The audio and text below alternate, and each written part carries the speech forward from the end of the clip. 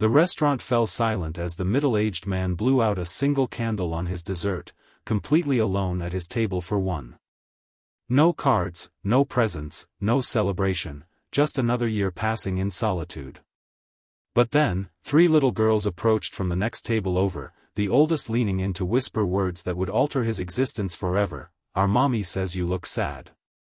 Would you like to be part of our family?" If that moment touched your heart, please hit the like button and subscribe to see more stories about how small acts of kindness can transform lives in ways we never imagined possible. James Mitchell stared at the small slice of chocolate cake the waitress had placed before him, a single candle flickering in the center. He hadn't told her it was his birthday, she couldn't have known, but somehow the universe had conspired to remind him of exactly what this day was, his 45th birthday, and his third one completely alone. "Make a wish," the waitress said with a cheerful smile before moving on to her next table. A wish? James almost laughed. What was there to wish for when you'd already lost everything that mattered? Still, some childhood habit made him close his eyes briefly before blowing out the candle, the small puff of breath feeling like the last bit of hope escaping his lungs. 3 years ago, his life had been different. 3 years ago, he would have been surrounded by his wife Emma's famous homemade lasagna, their daughter Sophia's off-key but enthusiastic rendition of "Happy Birthday," and a pile of thoughtfully wrapped gifts. 3 years ago, before the accident that took them both away in a single rainy night, leaving James in a house too big, too quiet, and too full of memories. He picked at the cake without enthusiasm. He hadn't even planned to go out tonight, but sitting alone in the house had become unbearable. The walls seemed to close in, the silence punctuated only by the ticking of the grandfather clock Emma had inherited from her parents. So he'd grabbed his keys and driven to Antonio's, the family restaurant where they'd celebrated every special occasion. A mistake, he realized now, as every corner of the place held some ghost of happiness past. At the table next to his, a young family was finishing their meal. A harried-looking woman in her 30s corralled 3 little girls who looked to be around 6, 8, and 10 years old. The girls were dressed in their Sunday best, clearly this was some sort of special occasion for them too. The mother kept glancing at her watch and then at the door, her expression growing more disappointed with each passing minute. "Mommy, when is Daddy coming?" the youngest girl asked, her voice carrying in the quiet restaurant. "Soon, sweetie," the mother replied, though her tone suggested she didn't believe it herself. "He's just running late from work." James averted his eyes, not wanting to intrude on their private disappointment. He knew all too well how it felt to wait for someone who wasn't going to show up, though his circumstances were tragically different. He signaled for the check, suddenly eager to leave. This had been a mistake. Next year, if there was a next year, he would just stay home and pretend it was any other day. As he waited for the waitress to return, he became aware of whispers from the next table. The 3 little girls had their heads together, occasionally glancing in his direction. The mother was now on her phone, her back half-turned as she spoke in hushed, angry tones. "I don't care what meeting ran over, Mark. You promised the girls." "Yes, I know your job is important, but so is your family." James pretended not to hear, focusing intently on the last few bites of his cake. He felt a strange kinship with this woman and her daughters, all dressed up with disappointment as their uninvited guest. A small movement caught his eye, and he looked up to find all 3 girls standing beside his table, solemn-faced and wide-eyed. The oldest, a girl with auburn braids and a smattering of freckles across her nose, appeared to be the designated spokesperson. "Excuse me, mister," she said, her voice barely above a whisper. "Our mommy says you look sad. Would you like to be part of our family?" James blinked, certain he had misheard. "I'm sorry." The middle child, with the same auburn hair but cut in a bob, stepped forward. "It's Daddy's birthday, but he's not coming. Again. And it's your birthday too," added the youngest, pointing to his cake with the extinguished candle. "We saw you make a wish." James felt his throat tighten. "How did you know it's my birthday?" The candle, said the oldest matter-of-factly. People only put candles on birthday cakes. The mother had noticed her daughter's absence and turned around, her phone conversation forgotten. "Girls. What are you doing?" "I'm so sorry, sir," she said, hurrying over. "They know better than to bother strangers." "They're not bothering me," James said quickly, surprised to find he meant it. "They were just being friendly." The woman looked exhausted, dark circles under her eyes and a tension in her shoulders that spoke of long-carried burdens. "I'm Kate," she said, offering a tired smile. "And these are my daughters, Emma, Rose, and Daisy." "The flower girls," James said, earning shy smiles from all three. "That's what our daddy calls us," Emma, the oldest, said. "When he remembers us." Kate winced. "Emma, that's not fair. Your father loves you very much. He's just busy." James saw the familiar pain in Kate's eyes, different from his own but pain nonetheless. "I'm James," he said, extending his hand. "And it really is my birthday." "See!" Daisy exclaimed triumphantly. "I told you." Kate's expression softened. "Well, happy birthday, James. I'm sorry we interrupted your celebration." "You didn't," he assured her. "I was just sitting here." A moment of understanding passed between them, adult to adult, the recognition of loneliness even when surrounded by others. "Would you like to join us?" The words left James's mouth before he could consider them. "I mean, since we're both having birthday celebrations that aren't going quite as planned." Kate hesitated, but the girls immediately brightened. "Yes, please." Rose, the middle child, said. "We have cupcakes. Mommy made them for Daddy, but he's not coming, so you can have his." Kate looked embarrassed. "Rose, we don't know if." "I'd love a cupcake," James said, surprising himself again. "If you're sure you don't mind sharing." And so, on his 45th birthday, James found himself moved to a larger table, surrounded by 3 chattering little girls and their mother, who seemed relieved to have adult company. The girls insisted on singing "Happy Birthday" to him, their clear voices rising above the ambient restaurant noise, drawing smiles from nearby diners. "Make another wish," Daisy instructed as she solemnly presented him with a slightly squashed cupcake topped with a blue candle. This time, when James closed his eyes, he found he did have something to wish for after all. The evening passed in a blur of children's stories, shared desserts, and more genuine laughter than James had experienced in years. Kate apologized repeatedly for her daughter's forwardness, but James assured her it was the best birthday gift he could have received. "They have a way of adopting people," Kate explained as they watched the girls charm the waitress into giving them extra mints. "They're natural-born collectors of strays, be they people or animals." "And which am I?" James asked with a smile. Kate studied him for a moment. "A little of both, I think. You looked like you needed a family tonight as much as we needed a reason to celebrate." As the evening wound down, James insisted on paying the bill despite Kate's protests. "Please," he said. "You've given me something priceless tonight. Let me at least cover dinner." Outside in the parking lot, as they prepared to go their separate ways, Emma approached him with the serious expression of a child with something important to say.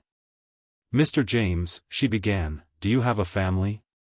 The question hit him like a physical blow, but he managed to keep his voice steady. "I did, once. But they're gone now." "Gone where?" Daisy asked innocently. "To heaven," James said simply, finding it easier to use the explanation he'd heard so many parents give their children. The girls exchanged glances, some silent communication passing between them. "Then you need a new family," Rose declared with the absolute certainty only a child could possess. Kate stepped forward. "Girls, that's enough. Mr. Mitchell has his own life, and we need to respect that." She turned to James. "Thank you again for your kindness tonight. It meant a lot to all of us." James nodded, suddenly reluctant to see them go. The pleasure was all mine. As they turned to leave, Emma looked back over her shoulder. We come to Antonio's every Friday night, she said. In case you get lonely again. James watched them drive away, standing in the parking lot long after their taillights had disappeared. For the first time in 3 years, he drove home without the crushing weight of grief pressing down on his chest. The house was still empty when he arrived, still full of memories, but somehow it felt different. As if the laughter of 3 little girls had followed him home, filling some of the silence. The following Friday found James back at Antonio's, telling himself he was just in the mood for their lasagna, not admitting even to himself that he was hoping to see Kate and her daughters again. He arrived early, requesting a table for 1 but positioning himself where he could see the door. At precisely 6:30, they arrived, Kate looking less harried than before, the girls spotting him immediately and waving with enthusiasm that made several other diners turn to look. Kate seemed surprised but not displeased to see him, and when the girls begged to join his table, she acquiesced with only token resistance. We didn't scare you off, then, she said as they settled in. On the contrary, James replied. Best birthday I've had in years. This time, their conversation flowed more easily. James learned that Kate was a pediatric nurse, working long hours to support her daughters since her husband Mark had moved across the country for a job opportunity 2 years ago. The marriage wasn't officially over, but the distance and his increasing absences from their lives had created a separation that seemed to be becoming permanent. He sends money, Kate said quietly while the girls were distracted by the dessert menu. But the girls need more than that. They need presence, not presents. James nodded, understanding all too well. Children grow up so fast. The time you miss can't be reclaimed. You sound like you speak from experience, Kate observed. James hesitated, then found himself telling her about Emma and Sophia. About the rainy night and the drunk driver who had crossed the center line. About the 3 years he'd spent merely existing rather than living. I'm so sorry, Kate said, reaching across the table to touch his hand briefly. That's an unimaginable loss. Some days it still doesn't seem real, James admitted. I keep expecting to hear Sophia's footsteps on the stairs or Emma's laugh from the kitchen. Their conversation was interrupted by the girls' return, full of excitement about the chocolate lava cake they'd convinced their mother to let them order. 1 cake, 3 spoons, Kate clarified with a mock-stern look at her daughters. 4 spoons, Emma corrected, looking at James. You're sharing with us, right? And so began a new tradition. Every Friday night, James would meet Kate and the girls at Antonio's. Sometimes they'd be there before him, sometimes he'd be waiting at what had become their table. The staff grew accustomed to seeing them together, no longer asking if they wanted separate checks. James found himself looking forward to Fridays with an anticipation he hadn't felt in years. He started keeping his phone nearby during the week, smiling when Kate would text him some amusing anecdote about the girls or a question about whether he'd be able to make it on Friday. He always could, always did. One Friday in late autumn, about 3 months after that first birthday encounter, James arrived at Antonio's to find only Kate waiting at their table. The girls are at a sleepover, she explained as he sat down. I almost cancelled, but then I thought, well, we've never had a chance to talk, just the 2 of us. James felt a flutter of nervousness. Their relationship had developed within the safe boundaries of family dinners with children present. This felt different, more intentional. I'm glad you didn't cancel, he said truthfully. Without the girls' chatter to fill the silences, they talked more deeply than they had before. Kate told him about her marriage, how she and Mark had been high school sweethearts, how they'd had Emma young and struggled through college and early careers together, how his ambition had gradually pulled him away from the family they'd created. I don't think he meant for it to happen, she said, twirling pasta around her fork. It was always just one more business trip, one more late night at the office, one more sacrifice for the future. Until one day, the future was here, and we were strangers. James shared more about his life with Emma and Sophia, the good and the bad, the arguments as well as the reconciliations, the full picture rather than the idealized version grief sometimes painted. They weren't perfect, he said. None of us are. But they were mine, and I was theirs, and that made all the difference.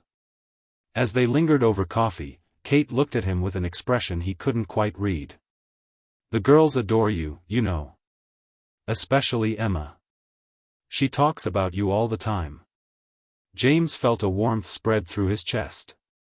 They're amazing kids. You've done a wonderful job with them. Even with their father halfway across the country. Especially then, James said firmly. You've given them stability and love when they could have felt abandoned. That's no small thing, Kate. She blinked rapidly, and he realized she was fighting tears. Sometimes I feel like I'm failing them. Like I can't be enough on my own. Without thinking, James reached across the table and took her hand. You're more than enough. But you don't have to do it all alone, you know. The moment hung between them, full of possibility and unspoken questions.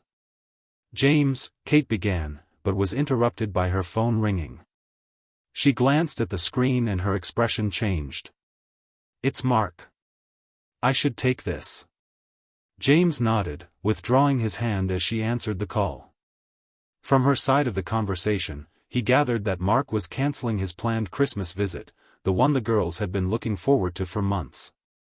When she hung up, her face was tight with anger and disappointment. He's not coming for Christmas. Again. Some big client needs him in Tokyo, and apparently, that's more important than seeing his daughters for the first time in 8 months. I'm sorry, James said, meaning it.